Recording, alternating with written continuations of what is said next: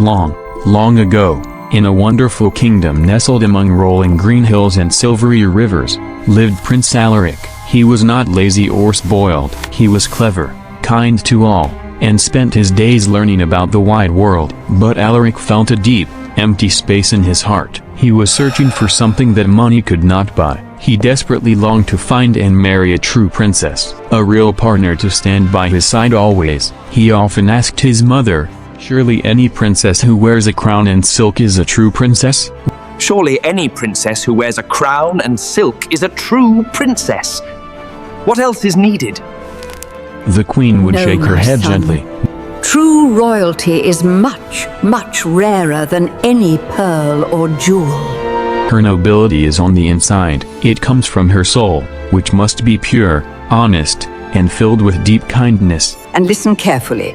A true princess must have the deepest sensitivity to everything around her, to feel what others miss. Alaric understood. He was not looking for riches. He was searching for a genuine, good spirit. So, with hope in his heart, he began preparing for the biggest adventure, a grand journey across the world to find her. The prince traveled for months. He sailed across wide, endless seas that glittered like scattered, blue diamonds. He climbed dangerous, tall mountains where the air was so thin, he had to gasp just to get a proper breath. He wandered through bustling markets that dazzled his senses with the sharp smell of foreign spices and bright silks. In every new kingdom he visited, he met many different princesses. He was determined to find his true match. First, he met Princess Lyra of the eastern coast. Her palace was overflowing with shimmering, expensive pearls. She was beautiful, but when Alaric spoke about the struggling, poor fishermen in her land, she seemed not to care. She simply let out a long, delicate yawn and immediately demanded that her maid bring her a new, fancier hand mirror. Next, he traveled north to Princess Isolde. She was incredibly skilled, able to read 5 languages and play many instruments. She was strong and athletic, even fencing masterfully with a heavy sword. She was perfect on the outside, but when Alaric tried to see her heart, he found it felt cold and heavily guarded, like a frozen lake. Finally, he met Princess Zara of the hot desert lands. She was energetic, full of life, and loved adventure. But when Alaric gently teased her about her obsession with enormous, glittering jewels, her whole mood changed. She snapped, "A princess must have only the absolute finest jewels. Anything less than that is completely unworthy." Time after time, his search led to failure. The princesses were selfish, too proud, or cared only about money. A sad thought settled in his mind. Perhaps a true princess does not exist anywhere in the world anymore. After nearly a whole year of searching, he gave up. He turned his horse and traveled sadly back to his kingdom. At first, his people celebrated his return. They cheered loudly for their beloved traveler in the streets. But soon, the sadness returned. The prince tried to keep busy, training with knights and riding his horse. But in the quiet moments, he would look out his window and wonder if he would always be alone. The wise queen watched him. She knew his heart still ached for that perfect, true partner. Life continued quietly, until one night a terrible, frightening storm hit the castle with its might. The wind howled loudly, shaking the castle walls, and the rain fell in huge, heavy sheets. Suddenly, a loud, sharp sound, knock, knock, knock. A desperate noise cut through the storm's fury. The guards hesitated. Who in the world would be out on a terrifying night like this? Who in the world would be out on a terrifying night like this, knocking at the gate? The heavy gates must be opened right away, Borin. Someone is in danger. Standing directly in the heavy downpour, shivering and soaked through to the bone, was a young woman. She declared, her voice trembling from the cold. "I am a princess. Please, may I come in from the storm?" Her name was Alara. She came from a distant land where a greedy cousin was threatening her father's throne. To protect their people, her parents sent her away in secret. But cruel bandits attacked her small group. She was left alone to wander, lost and afraid, until the storm led her by fate to the prince's castle. The queen studied the young woman. A princess, you say? Many women claim that. Princess, you say? Many women claim that.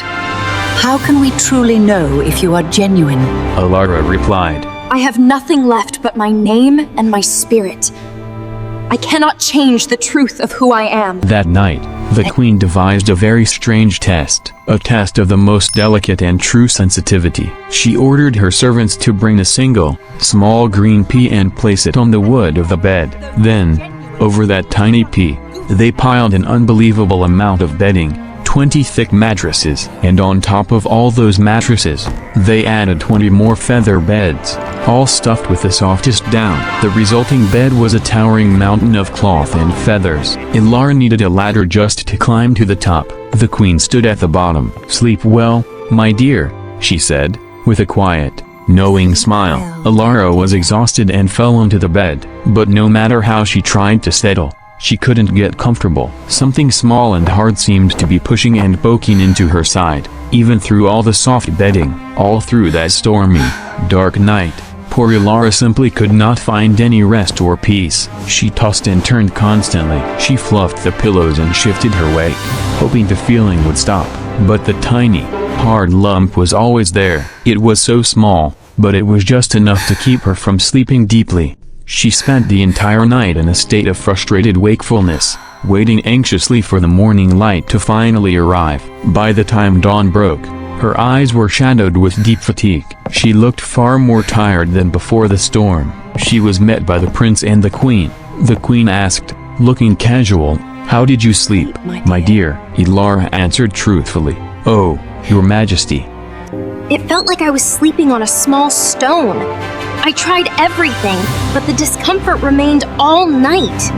The prince and queen exchanged a long, silent, knowing look. Their secret test had finally worked. Only a true princess, Only a true princess, with an incredibly fine and delicate sensitivity, could feel that single pea through 40 thick layers. The prince's heart leapt. He realized that she was telling the honest truth, without complaint or pride. In her weary eyes, he saw the qualities he had searched for everywhere: courage, kindness, and sincerity. His long, difficult search was finally over. He smiled, a genuine, happy smile that lit up his entire face. He took Princess Ilara's hand gently.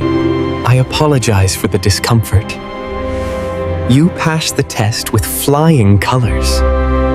With her identity confirmed, their relationship blossomed. They spent hours together, sharing stories of their lives. Alaric cherished her wisdom and the gentle way she listened with all her attention and heart. The queen watched them with immense joy. She was proud her son had found a true soulmate. Princess Ilara, now safe, quickly sent a secret message back to her faraway parents to let them know she was safe. Her parents, who had worried desperately, were overjoyed and immediately sent back their blessings for the marriage. With the blessings of both families, the kingdom began preparing for the biggest, happiest event in its history. The day of the royal wedding finally arrived.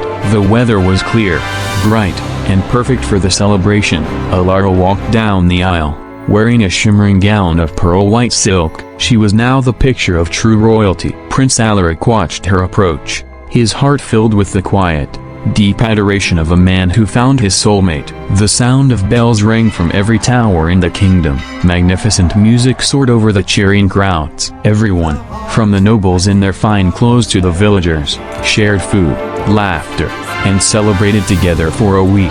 King Alaric and Queen Ilara greeted their people. Their connection was visible, a promise of a long, happy future. The queen had one last thing to do. She retrieved the object that was the key to their entire story, the tiny green pea. The humble pea was carefully preserved. It was placed inside a specially made glass case on a royal blue cushion. This special case was placed in the royal treasury, among the greatest gold and crowns. As a reminder, the tale of the pea, the princess, and the 40 layers spread quickly to all the neighboring kingdoms. It taught a simple, essential truth. True nobility does not come from a person's outer look or their vast riches. True royalty is found in the heart, in honesty, and in that deep sensitivity to the world around you. King Alaric and Queen Ilara began their reign. They ruled with compassion and honesty for all their people. They proved that a true king and queen are partners in every sense. And they went on to live happily ever after.